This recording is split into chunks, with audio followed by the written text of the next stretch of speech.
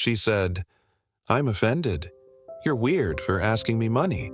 It's my money. All I did was ask for $80 just to see if she would give it." I just smiled and stayed quiet. Weeks later, when I filed for divorce, she broke down crying. "You're leaving me over $80. It wasn't about the $80. It was never about the $80. It was about what the $80 represented. It was a test, a final simple diagnostic on a marriage I already knew was flatlining. My wife, Maya, just didn't know she was being tested.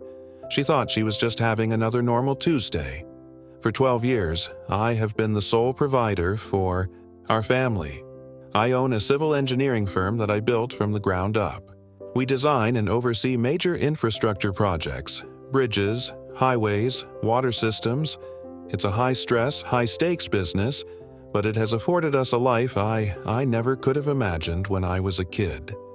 Eating ramen noodles in a tiny college, apartment, a big house in a gated community, 2 luxury cars, country club membership, annual trips to Europe. I worked, she spent. That was the unspoken contract of our marriage. But over the last few years, the contract had been unofficially amended, at least in her mind. It was no longer our house. It was my house. The Mercedes SUV was my car. The money in our joint account was apparently my money. She had transitioned seamlessly from a partner in a marriage to a queen, ruling over a kingdom I was required to fund. Her sense of entitlement had become a living, breathing thing in our house. She'd complain about the landscapers not trimming the hedges to her exact specifications. She'd sigh dramatically if I came home from a 14-hour day at the office and forgot to take my work boots off at the door. She treated me less like a husband and more like a higher-forming but slightly disappointing employee. So, the test, it was simple. I was heading out to a site meeting and realized I had no cash in my wallet. The site was in a rural area, and the small lunch spot everyone on the crew went to was cash only. I knew Maya had just come back from the bank. She kept a stash of cash in her purse for her weekly spa appointments and lunches with her equally unemployed, equally wealthy friends. I walked into the kitchen where she was scrolling through a designer handbag website on her laptop. "Hey," I said, "do you have any cash on you? I need to grab some lunch and I don't have time to hit an ATM." She didn't even look up from the screen. "How much do you need?" $80 should do it," I said. She finally looked up, her perfectly sculpted eyebrows furrowed in annoyance. She looked at me like I had just asked to borrow a kidney. She let out a long, theatrical sigh and opened her purse. She pulled out her wallet, which I could see was thick with $20 bills. She slowly counted out 3 of them. $60. She held them out to me. "Here's 60, she said. 80 is a little much." I just looked at the 3 bills in her hand. I said 80. "I'll probably grab lunch for one of my foremen, too." This is when the switch flipped in her. The annoyance turned into genuine, righteous indignation. She put the money back in her wallet and snapped it shut. She scoffed, a sharp, ugly sound. "I'm offended. You're being weird for asking me for money. It's my money. Why are you asking me for my money?" I just stared at her, letting the words hang in the air. My money. The money I had transferred into our joint account from my business account just 2 days prior. The money that came from my sleepless nights, my endless stress, my constant travel. It was hers. I just smiled, a calm, empty smile. "You're right," I said quietly. "My mistake." I turned and walked out of the kitchen. I didn't argue. I didn't raise my voice. I didn't point out the mind-bending hypocrisy. In that moment, with that one simple, arrogant statement, she had given me all the clarification I needed. Our marriage wasn't a partnership. It was a business. And she had just declared herself the sole shareholder of an enterprise she had never invested a single drop of sweat into. I got in my car, drove to the nearest ATM, and took out $100. As I drove to my site meeting, I made a phone call. It wasn't to my foreman, it was to my lawyer. I told him we needed to meet urgently.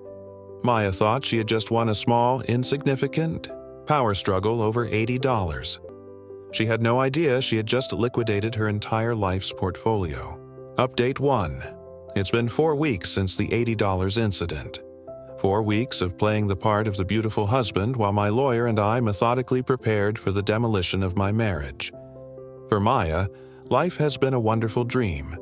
For me, it has been a masterclass in strategic planning and emotional suppression. My lawyer, a guy named Steven, who specializes in high-asset divorces, was blunt in our first meeting. She's not entitled to your future earnings, but she is entitled to half of everything you've built during the marriage. We can't change that.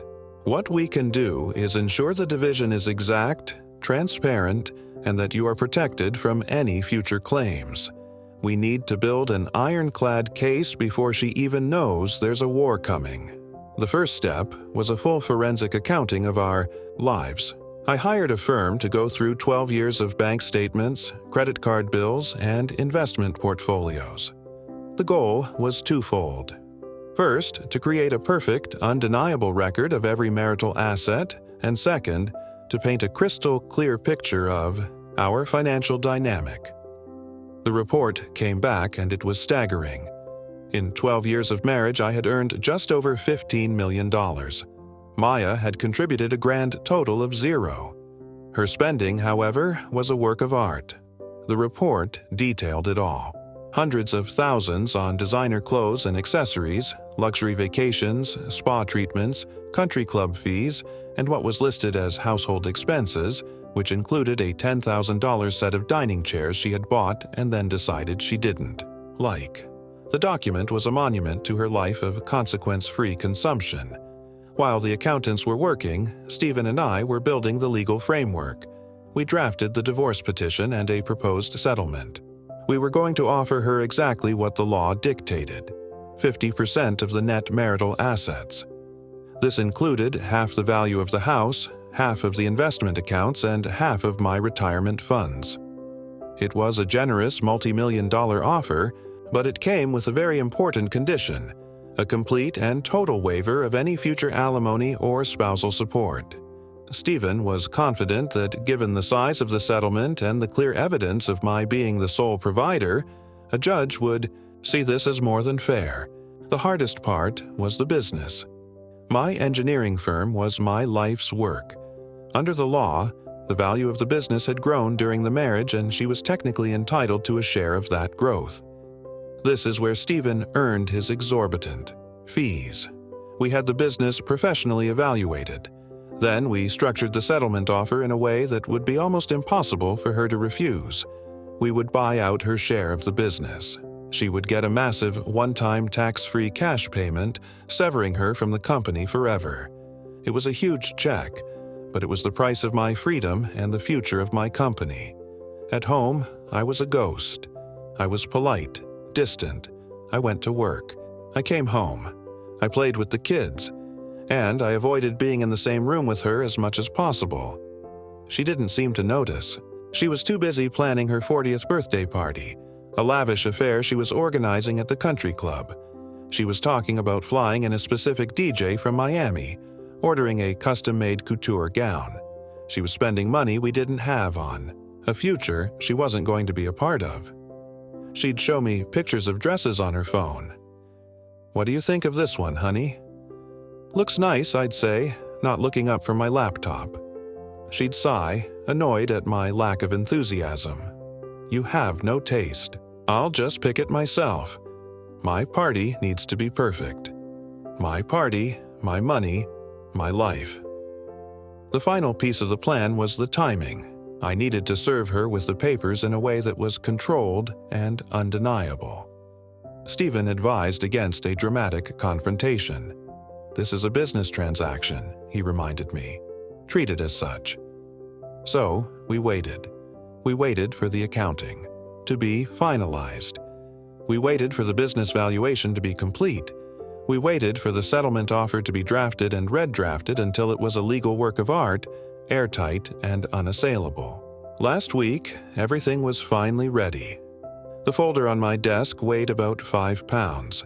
It was the complete story of our marriage told in numbers and legal clauses. Maya's birthday is tomorrow. She thinks she's getting a party, a new dress, and probably a new car. She has no idea. The party has been paid for with a deposit from our joint account, the last major expense that will ever come out of it. I've arranged for a process server to be at the country club tomorrow night. He will be posing as a club employee delivering a special birthday message.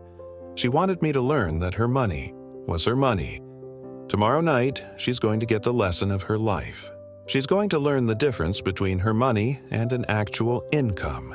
And she's going to learn it in front of all the friends she's been trying so hard to impress. Final update. The party was exactly as tasteless and extravagant as I knew it would be. A massive ballroom draped in white fabric, a 5-piece band, an ice sculpture of her initials.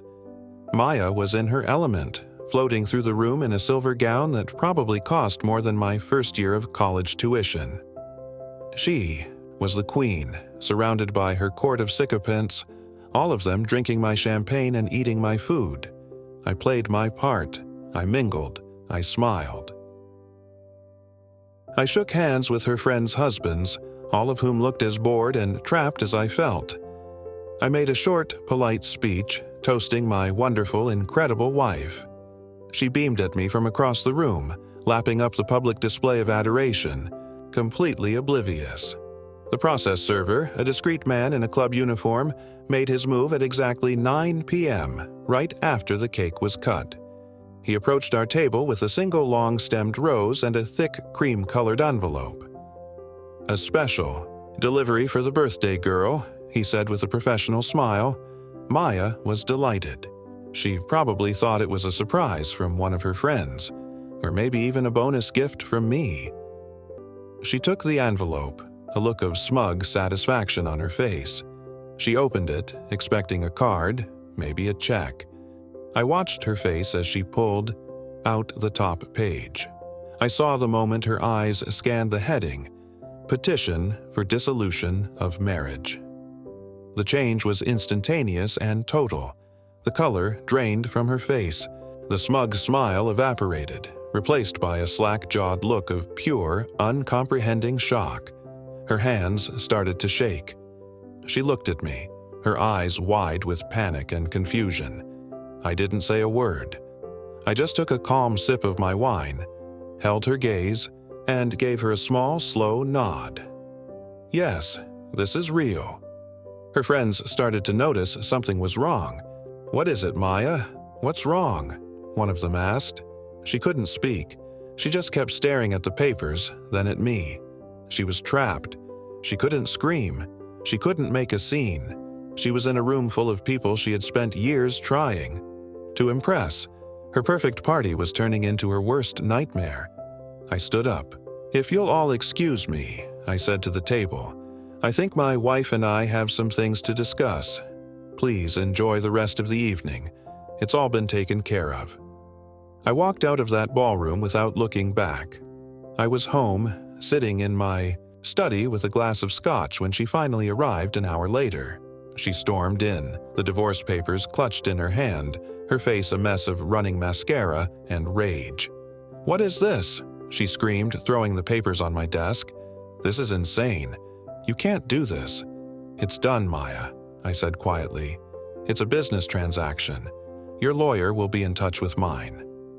That's when the tears started. Not sad tears. The angry, frustrated tears of a child who has just had their favorite toy taken away. "You're leaving me over $80? She sobbed, finally landing on the one thing she could process. I almost laughed. "No, Maya," I said, leaning back in my chair. "I'm not leaving you over $80. I'm leaving you because of what the $80 revealed. It revealed that for the past 12 years, you've seen me as a corporation, not a husband. You've treated our marriage like a hostile takeover of my assets.